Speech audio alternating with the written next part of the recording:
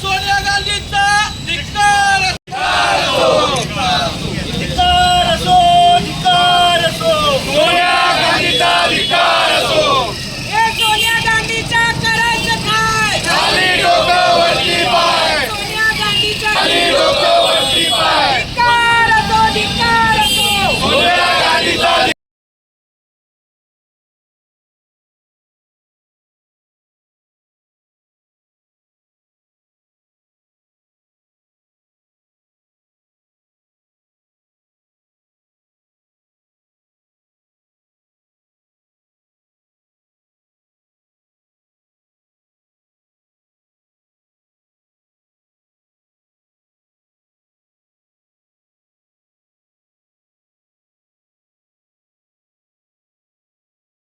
या काँग्रेस पक्षाच्या ज्येष्ठ नेत्या सोनिया गांधी यांनी काल वंदे मातरम या गीताचा अपमान केला आहे.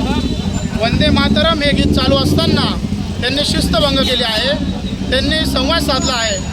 वंदे मातरम हे नुसतं शब्द नसून हा भारताचा 140 कोटी जनतेचा एक अभिमान आहे आणि या 140 कोटी जनतेचा अपमान झालेला आहे.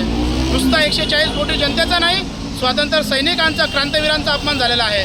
ज्या पक्षाने 40 वर्ष सत्ता भोगली वंदे मातरम या शब्दावर, वंदे मातरम हा शब्द पुढे घेऊन सत्ता भोगली, तरी त्यांना वंदे मातरमचा इतका म्हणजे क्रोध होता आणि त्यांनी ते गाणं बंद करायला लावलं.